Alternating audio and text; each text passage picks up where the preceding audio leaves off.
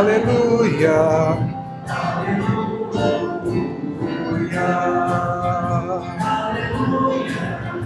aleluia, aleluia.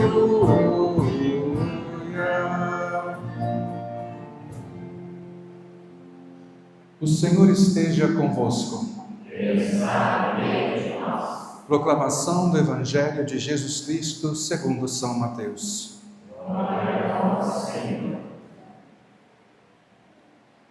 Ao saber que João tinha sido preso, Jesus voltou para a Galileia.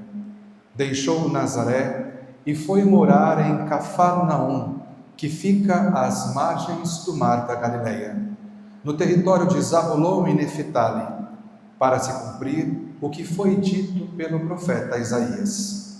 Terra de Zabulon, terra de Neftali, caminho do mar, região do outro lado do rio Jordão, Galileia dos pagãos. O povo que vivia nas trevas viu uma grande luz, e para os que viviam na região escura da morte, brilhou uma luz. Daí em diante, Jesus começou a pregar, dizendo: convertei-vos, porque o reino dos céus está próximo. Quando Jesus andava à beira do mar da Galileia, viu dois irmãos, Simão, chamado Pedro, e seu irmão André. Estavam lançando as redes ao mar, pois eram pescadores. Jesus disse a eles: segue-me, e eu farei de vós pescadores de homens. Eles imediatamente deixaram as redes e o seguiram.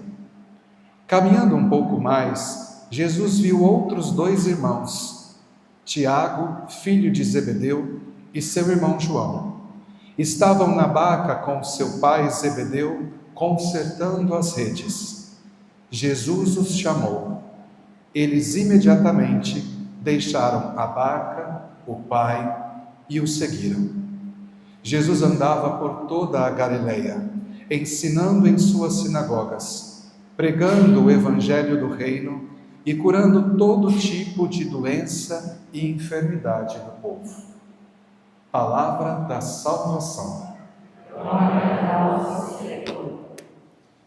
Que as palavras do Santo Evangelho perdoem os nossos pecados.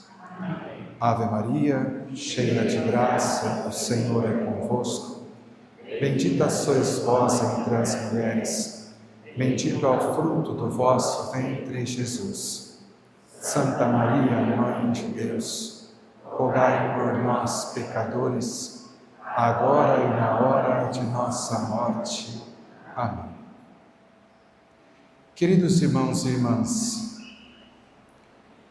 hoje a liturgia nos chama à conversão, a uma mudança de vida.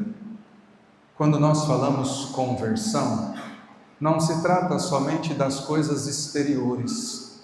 Às vezes nós mudamos uma coisa aqui, outra coisa ali, mudamos o nosso modo de se comportar diante dos outros, de se vestir e assim por diante.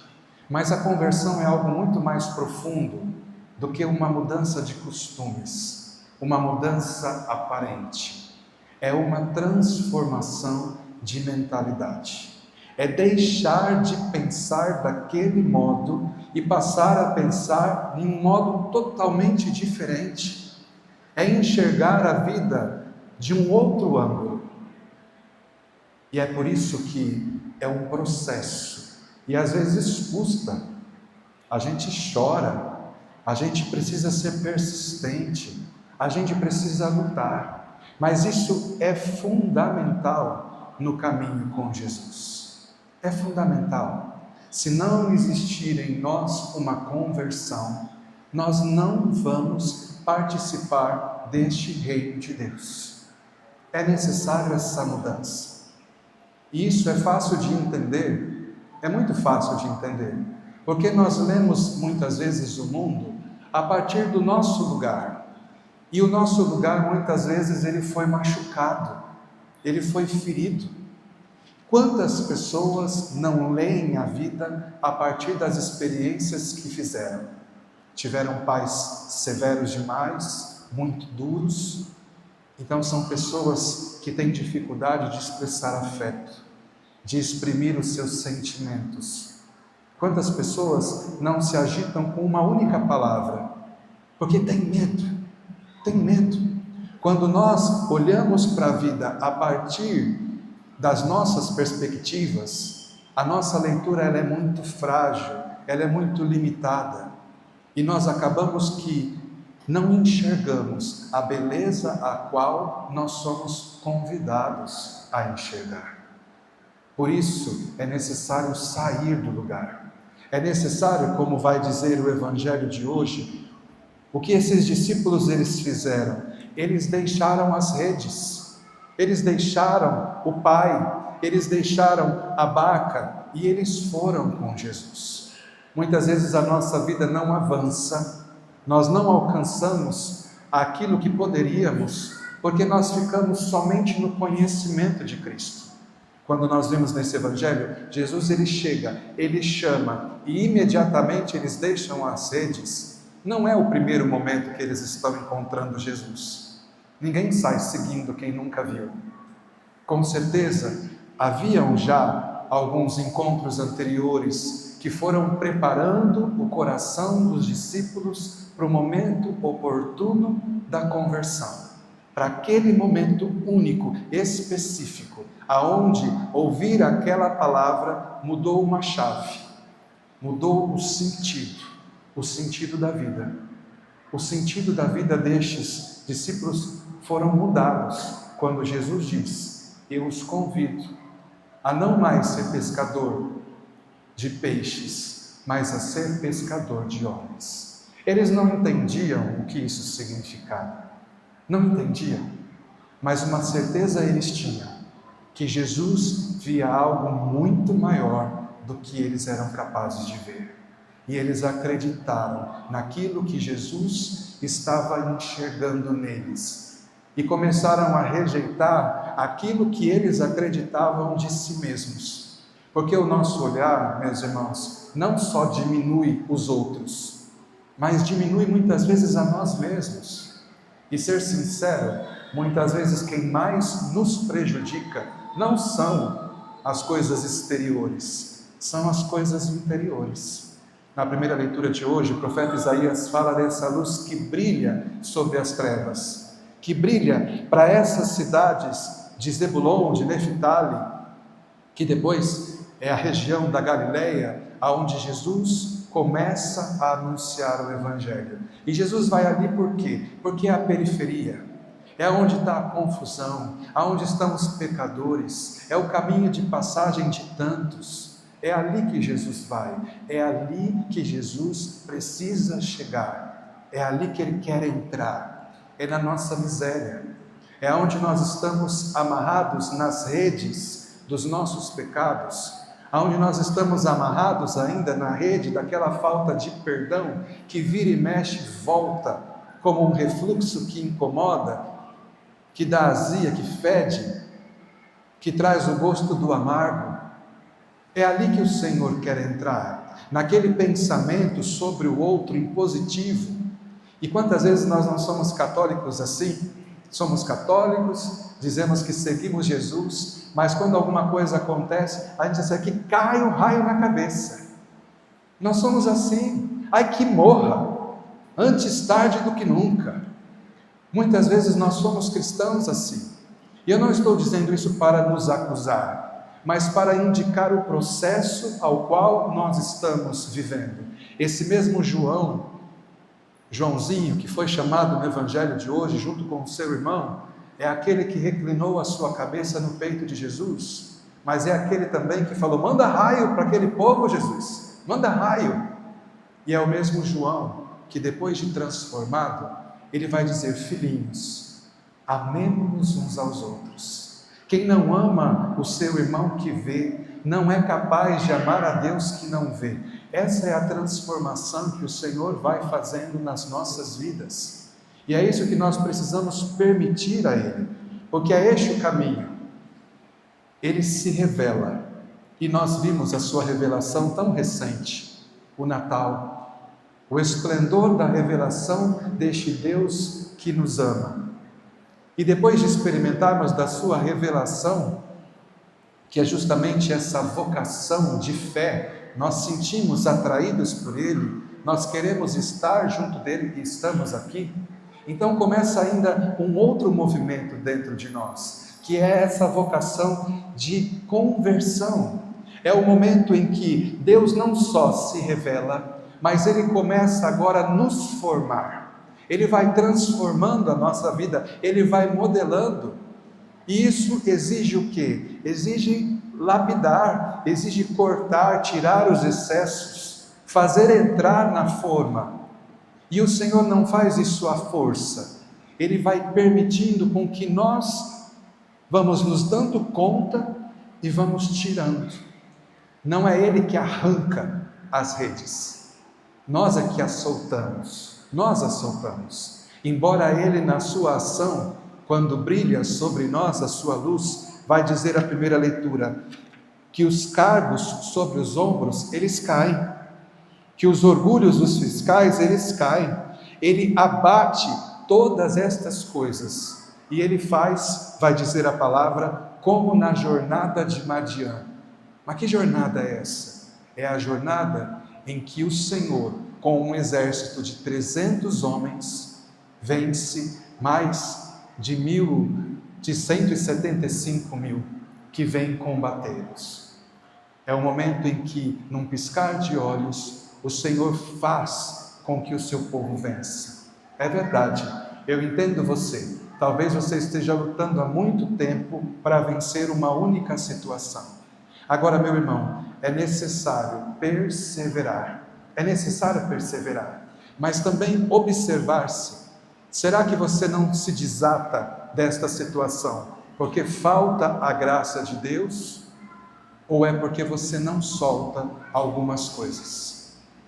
E para seguir Jesus, nós precisamos perder a cabeça. Perder a cabeça. A gente vê por aí pessoas que perdem a cabeça por um time de futebol. Ela faz coisas absurdas por causa de um time. Nós vemos pessoas perder a cabeça por ideologias. Elas fazem coisas absurdas em nome de uma ideologia.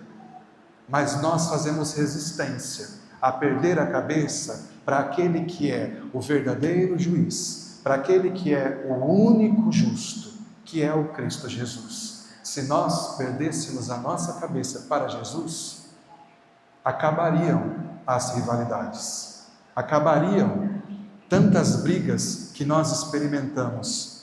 E é por isso que São Paulo ele vai dizer na segunda leitura: irmãos, eu vos exorto, pelo nome do Senhor nosso Jesus Cristo, a quem sejais todos concordes uns com os outros, e não admitais divisões entre vós. Nós podemos até pensar diferente em alguns aspectos, mas nós precisamos estar todos conformes no Cristo. E se nós fizermos assim, não tem mais divisão.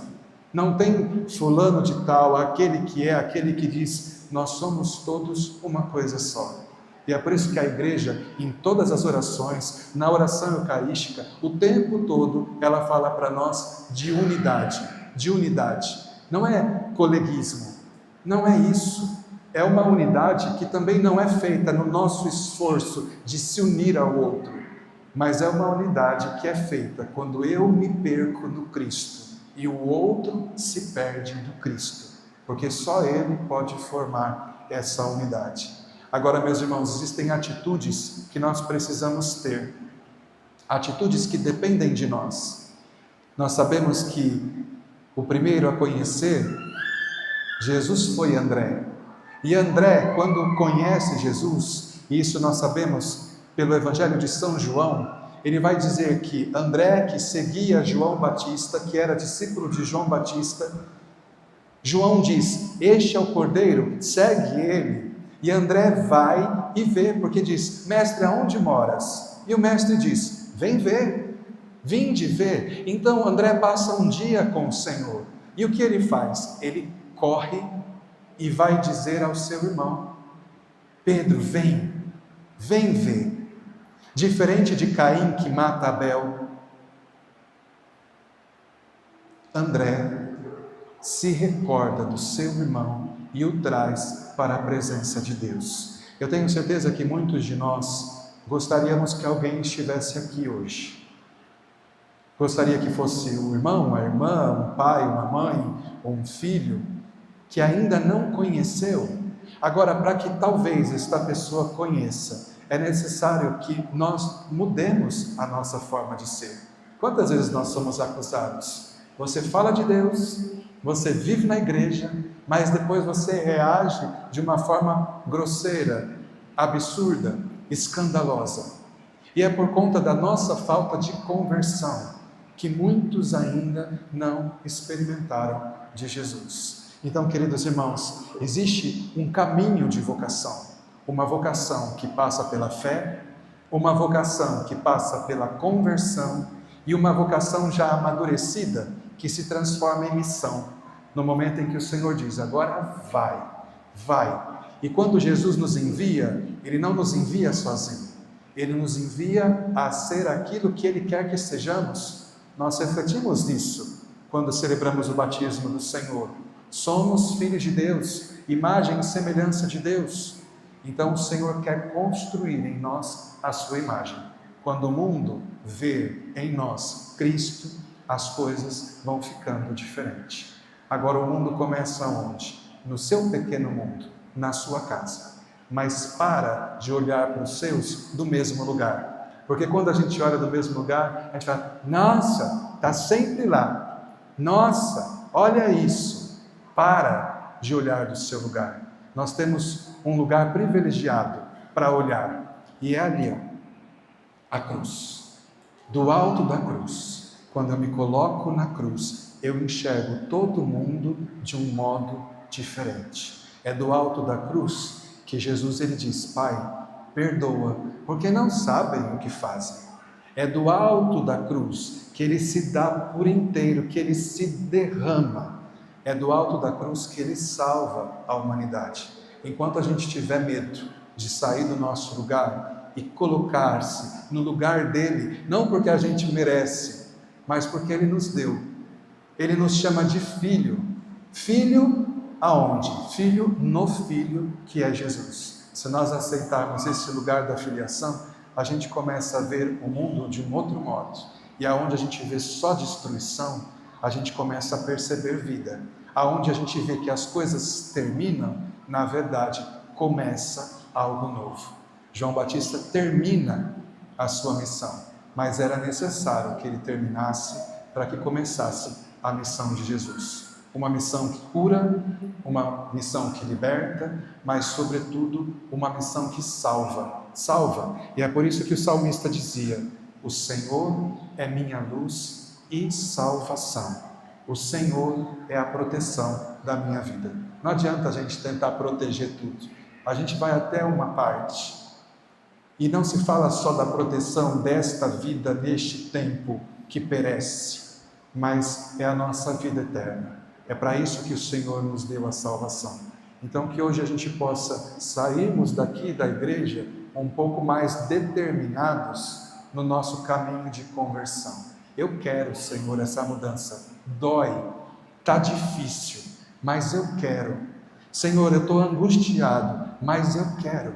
Eu quero experimentar deste novo que o Senhor me oferece, porque eu quero ser livre. Eu estou enganchado na rede. Mas, Senhor, eu quero, me ajuda, manda pessoas, me ajuda. Essa humildade é necessária, importantíssima nesse caminho de conversão. Nada de julgamento, nada de julgamento. Quem julga é Deus. Da nossa parte, misericórdia. E quando eu não consigo olhar para o outro da forma certa, eu peço: Senhor, empresta os teus olhos para que eu olhe com misericórdia. Eu não vejo bem, eu não vejo nada útil, mas o Senhor com certeza vê, porque chamou a vida.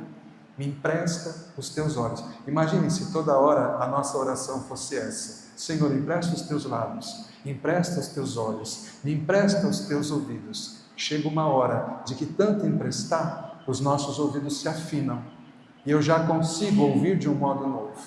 O meu ver se afina ao ver de Cristo e eu já começo a enxergar de um modo novo. E às vezes eu começo como? Eu começo pela fé, não vendo, mas depois eu vejo de verdade, porque aquele que se revela, aquele que transforma e forma o meu coração, esse também me torna capaz e me envia em missão. Que o Senhor nos ajude, que nós possamos recorrer mais e mais a Ele. Louvado seja nosso Senhor Jesus Cristo. Amém.